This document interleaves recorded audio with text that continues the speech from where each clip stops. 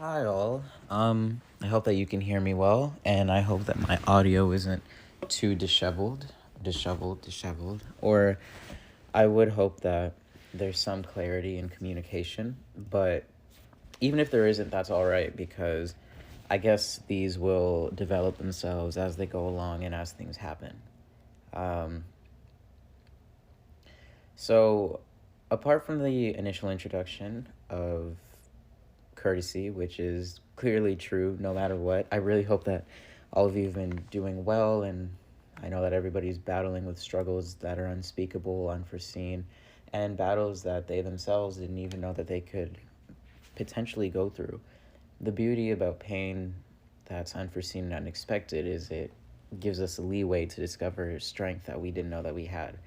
Unexpected problems lead to unexpected resolve. And I do hope that you all are finding some resolve within each one of your moments, no matter how dire they may be, or no matter how seemingly easy they may be. But again, the word easy is subjective, and all is subject to a proper creator who can judge properly. And we are by no means those creators who can judge properly. We are feeble and subject to a lot, but that's not a disservice to us. Emotions are also what make us beautiful. Two things can be true at once, and that's kind of the beauty of what I've been wanting to emphasize. Um, I don't know if I'm going to just call this Readymades because I think that would be dismissive of what this may become, but um, I've been thinking of that concept a lot. For those that do not know or have a background on Readymades, which isn't a bad thing, there's an artist. I think his name is Marcel Duchamp. And his most famous work of art is a urinal. If you really think about it, we use, as boys or men, we use urinals quite often. But have any of us really thought about putting our name on a urinal and making it art? I think he put a mustache on the Mona Lisa and did quite a few other things. But his most famous painting slash piece of art is redefining what art meant, redefining how it was viewed, and that was by putting his signature on a urinal, which to me is ideally, at first it was funny because who's peeing and then thinks to just put their signature on a urinal? That's not a mundane thought. Like, that's not something that crosses the average mind. And it's also so beautiful to me. I've been reading so many quotes about creative energy and redistribution and clouds and how they form. And there's all some synchronicity within them. Oftentimes, what we deem to be new shapes are really clouds that have taken new form, but the essence of the cloud still remains. It still remains the same essence and the same foundation, but the shape of the cloud is different, however, also remaining the same. It can be both at once. I hope that that's true. I'm subject to correction, so correct me if I'm wrong. And the beauty about creative energy and the beauty about life in general is seeing that repurposed and redistributed, like the urinal, the aspect of the urinal. It's something that we see every day, something so mundane that we walk by, that we use every day. We flush, we wash our hands, hopefully, some of us, and we don't really think about it too much. But the beauty about it is the fact that we can take objects that are seemingly insignificant in our day-to-day lives and make them so beautiful, which then makes you think if art is really what we put out or the intention behind the art that validates it. And I don't necessarily know the answer to what validates what we perceive as art, but I do know that there are certain boundaries that can be crossed. I could sign a Presto card right now and I could consider that art. I could maybe write one verse and consider that art. I could put two magnets that don't stick together and tape them together and see if I can force a connection. I could call that art. But these are all things that we're doing with ready-mades, things that have already been done, things that have already been composed. And it leads me to the difficult conflict that I have within my mind that's gone unresolved about sampling in music and just the word innovation itself. Innovation denotes newness. Innovation denotes something that's yet to be done before. Something that's, I guess, to be defined as new. And as I go back to what I said, I wonder if new is really just ultimately a perspective shift. If you listen to a song and listen to its instrumental, sometimes in songs there will be snares, sometimes in songs there will be 808s. That might be interchangeable language. I'm not so well versed in this realm. But if you really look at them all as they stand alone and take something away that's a vital component of the song, what does the song become when you take something away from it? You've transformed it completely. What does it become when you add something to it? Well, it can also become something great, but it can also cluster and become very. It can also result in a lot of clutter. But when you take things away and start subtracting from the equation or subtracting from the initial beauty of what we have, we begin to see something completely new. Like looking at a book maybe today and then tomorrow you look at it and it's completely different. Your outlook changes, but the book hasn't. And I guess the beauty of what people oftentimes deem to be creativity and newness is really the ability to make the mundane seen, to make the unseen seen.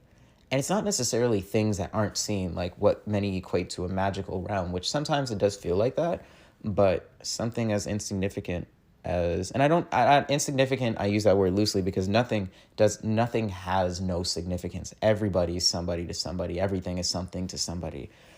Like everything has its purpose. Like I sometimes walk around. Have you ever turned a door handle and like, I think this is pretty useless information, but let's just go about this. The thing that, okay, I don't even know where this analogy is going, but there are certain aspects of the doorknob that intrigue me because I think about what would happen if you take away something from it, what would it become? And I think about that a lot in the reality in which I go to. I live in. And like we think about it quite frequently. What happens in our lives if you take away a friend? What happens to our trajectory? What happens in our lives if we decide to go left instead of right or right instead of left? Maybe that left door was really a pseudo option and it wasn't really ever open. It was just an illusion of choice. But that's also a very complex and nuanced issue that delving into would be too much. But when I found myself writing poetry, I discovered that a lot of people were, I never understood the marvel or the amazement or admiration, which I get from my mom or people around me who look at the way that I verse poetry, but it's nothing different. It's really just like a cloud, repurposed and transformed into something new. It's already there. I think Michael Jackson had this quote about music, and it was so beautifully put that I'm going to try and find the quote right now because I don't want to do it a disservice by generalizing it or by not quoting it verbatim. Something about how singing music was an act of God because it was basically him singing through things that had already been there. I can't necessarily find the quote right now, but it had something to do with along the lines, paraphrasing wise, of being able to take what's already there and mold it into something beautiful. The Bible, it says, there is nothing new under the sun. And that could be taken literally, metaphorically. It's true. The newness is in our perspective. I guess I'm answering the question I said was unanswerable at the beginning, but I guess this is just an opinion once again. And also multiple things can be true at once and also not true. So you have guys like Marcel Duchamp who can take a urinal, put his signature on it, and make it art. Not because the urinal was art, well, that's also a debate, but because of his perspective on taking something so small. It wasn't a small urinal, but you get it, an idea, and expanding it. But it was already there. It was there. Everything that we have in our world is already there, just waiting to be seen, waiting to be discovered, waiting to be lit or find a light to help it along its course. Everything's there. I guess it's just up to us to seemingly find a way to conduct them through vessels that allow them to be shown in their fullest and their full light. And this isn't just creativity. This is something that can be transferred into everyday life. Virgil Abloh's Off-White was putting a tag and lettering on things and making it something captivating.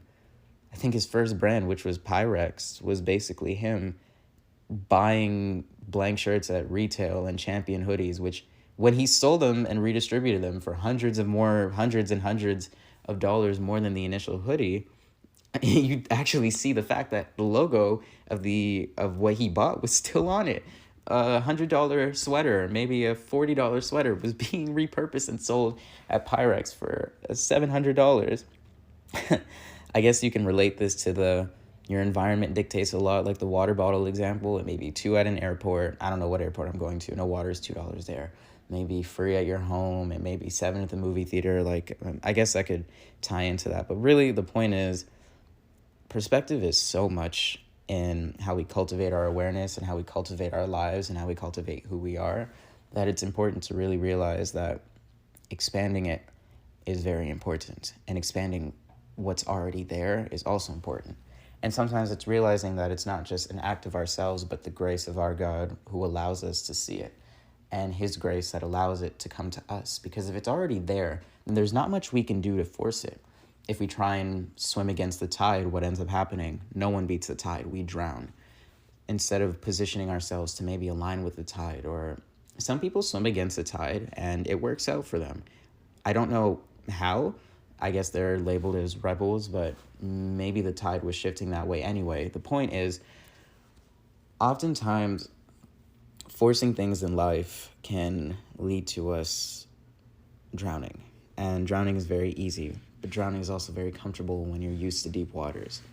Now, I don't have a solution here. This isn't leading up to some end-all, be-all where I find the solution and everything just magically gets better, because that not very rarely happens. And I say rarely because I myself am a testament to like outlooks change, perspectives change, and it can happen at the snap of a finger. I was talking to my friend Nisi about this, but I was very deep rooted in my inability and lack of faith. Like, I had trouble with my faith, not because I was asking myself hard questions, but the comprehension of God's will and fate and free will and predeterminism and how his plan and has a will for us, but free. Like, that all confused me. And I don't think I could explain it in a way that's conducive to each one of your minds. I think it's just going to have to happen if you're struggling with that.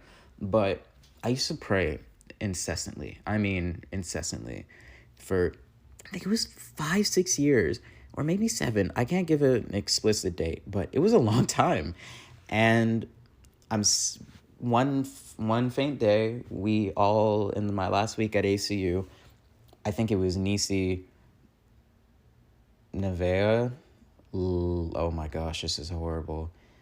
It was either Lady and Leslie or one or the other. Either way, we went, and I think I went in with Nevea to get a pizza, and I think it had already been ordered, or we were getting it for something, and they're going to kill me for not remembering this, but I'm sitting inside with Nevea, and we just started talking for some reason, which I don't even recall how it started. And she brought something up that was so incredibly, I don't know what happened, but it clicked. A puzzle. I was standing there. Like, think about it like this. All of these years, I had been standing there with the middle piece of the puzzle, looking at an empty puzzle, asking myself where it fit. You can't fit a puzzle piece where there's no puzzle. And then as I tried to put the puzzle together, it just stopped working. It didn't work. Like, the puzzle was not coming together. And then as years went by and the puzzle developed itself, she had that last piece for me, the last piece that I had been holding with looking at an empty puzzle to cultivate my awareness and my perspective. And she just placed it right there. And it's like the entire universe opened up for me about free will and the predeterminism thing and how they coincide and how both can be true simultaneously, and omniscience, like how it all ties together. And she did it so simply. I think she gave me I don't know if it was a parable or an adage or an analogy. I don't know what it was, or something in that Domino's pizza that she said caused such mental anguish and peace and relief that I don't think I'll ever forget. I have a weird connection to Domino's now because I associate that profound discovery. Like, Domino's of all places. Like, come on, that's a pizza place. It's a pizza. And that's why insignificant is such an insignificant word. because it turns itself on its side. We are oftentimes used as vessels. Like the less become the best, and the best become like the. I think there's a verse in the Bible about God using the tools of the crafty to make them look dumb. Not verbatim, please. Do not quote me on this. Hold up. I'm finding it right now. Ooh, I think it's Tools of the Wise. I'm not sure. I think it's 1 Corinthians 1-27. Sorry, ad blocker. But God hath chosen the foolish things of the world to confound the wise, and God hath chosen the weak things of the world to confound the things which are mighty. And it's funny because it's all there. It's all there. It was all there at the beginning. It just didn't, I just forced it and it wasn't piecing itself together. And then in a place where many would seemingly just get their pizza and go, what happened? I reached one of the most beautiful breakthroughs of my life.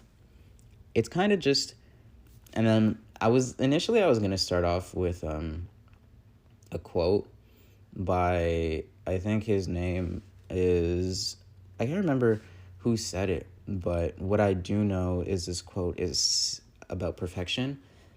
And this, you know how when anybody who's not really good at math, which would be me, please excuse me for this example because I don't like math, but it's the only way I can explain it. You know how when you're solving an equation and whatnot, the teacher will ask you to distill it to the point where it cannot be distilled anymore? And it's frustrating because why should I do that? Now, I understand now what I never understood then, but it didn't take me doing a problem, which I can't do math. And, or maybe I just need to cultivate my perspective. But now I understand.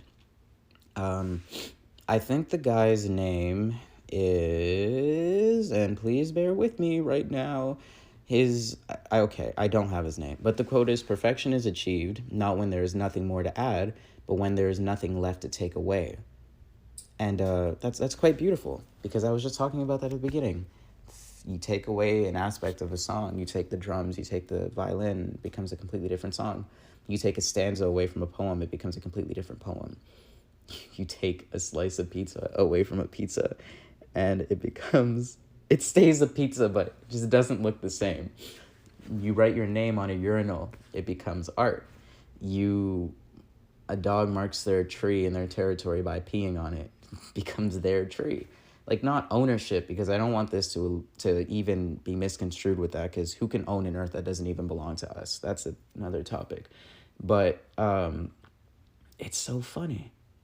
It's like the quote that Nike used with Michael Jordan, which is, a shoe isn't a shoe until someone steps in it. The shoe is still a shoe, but what is a shoe until somebody steps in it? Who makes the shoe great? Air Jordan doesn't mean anything if that man doesn't go out and average 30 a game. No. He ends up being some guy named Mike in a freaking corner office using his potentially borderline psychopathic mentality to undercut the competition. Imagine Michael Jordan as an insurance salesman. That'd be so funny. But I'm going to spare you all the remnants of this rambling, and for those on Spotify, I hope that you enjoy the song. For those on YouTube, I once again apologize because I will not be copyrighted. And if you're on TikTok, you will have heard this song millions of times by now because it's doing its rounds. And I guess it's a good song, so I can't even complain. It's one of those songs that, like, usually when TikTok finds a song, I get frustrated. It's a pride thing, but it's infuriating to me. But this one just keeps on getting better the more I listen to it, so I can't even be angry. And once again, to those who are worried about what people are thinking of them, oftentimes remember to not take everything personally, because unless you have telekinesis or telepathy, you know what that other person is thinking.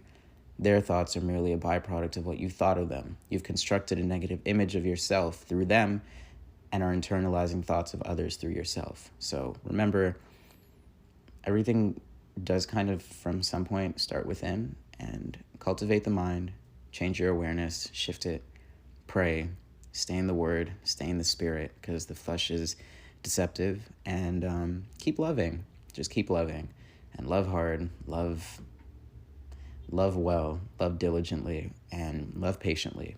And yeah, that's that's a podcast for today. I love you all. Hope that you have a great day. I thank you for giving me this time to speak to you, and I thank you for taking the time out of the day to listen to this, even if you don't. But if you do, great. If not, cool. Love you, and thank you always.